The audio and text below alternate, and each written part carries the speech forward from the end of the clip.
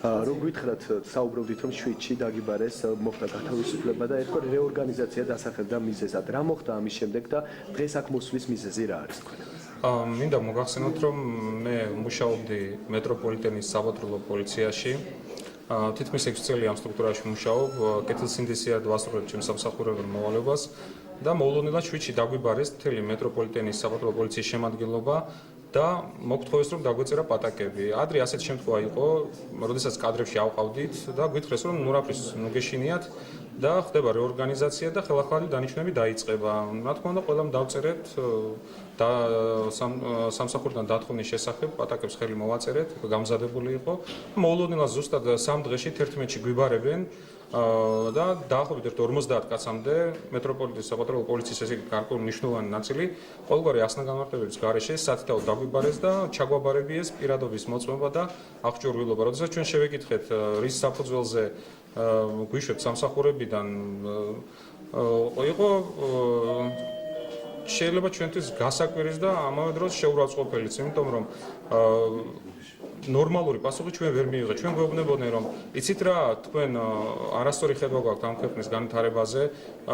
მეორე ადამიანი მივიდა და საპატრულო პოლიციელი მას ეტყოდნენ, იცი რა, შენ ოცნებობ, მე მივედი, მე მითხრა, იცი რა, შენ ბევრი ლაპარაკი გიყვარს და ისეთ ხალხად გეხარ, რომელიც არ ეთანხმება ჩვენი ქვეყნის აღმშენებლობის კურსს და ოცნებისკენ იხედება და ასეთი საოცრად შემაძორწუნებელი ფაქტები და ყოველგვარი ახსნა-განმარტებების გარეშე, ყოველგვარი ფაქტის გარეშე დაგვითხოვეს სამსახურებიდან და მე პირადად გახლავართ აფხაზეთიდან დევნილი.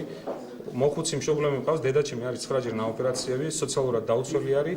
მე თვითონ 6000 ლარი მაქვს კრედიტი გამოტანილი და უმძიმეს მდგომარეობაში დავრჩი. იძულებული ვიყავი, სამართალი ვერსად ვერ ვიპოვე, მიმემართა გავიგე ეს ფონდი კომაგი, რომ რამენაირად იქნებ დამეხმაროს და ამ ურთულეს სიტუაციაში ისედაც საერთო საცხოვრებელში ცხოვრობ და მე ორჯერ დევნილი გავხდე, ის საერთო საცხოვრებელს ხო არ ჩავდები ის ამ ბინას ბანკში, რომ რამენაირად ან ცირედი საარსებო წყარო მაინც მქონდეს და ძალიან გულიმწყდება, იმიტომ რომ მე ვარ პოლიციელი და ყოველთვის მზად ვიყავი ქვეყნის სადარაჯოების დამდგარ ვიყავი, იმიტომ რომ ნებისმიერ ბრძანება შევასრულებდი, როდესაც ჩვენ ქვეყანას გაუჭირდებოდა და მე ღრმად მრწამს, რომ აუცილებლად მოტრიალდება ის დღე, როდესაც მე სიამაყით ჩავიცმევ ის საპატრულო პოლიციის ფორმას და ჩვენ ქვეყანას ვემსახურებ.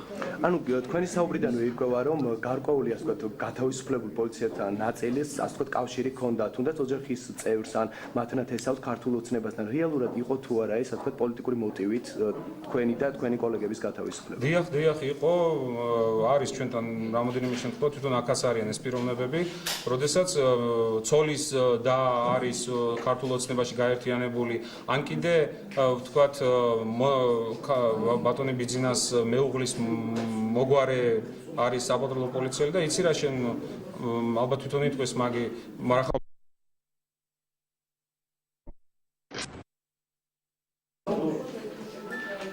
ეს ტელეფონები გამოიწვევს. თუ შეიძლება რა ცოტა ფერმო ჩამოიწეს, აიგი. შუქი. მიყავი შეჭრა.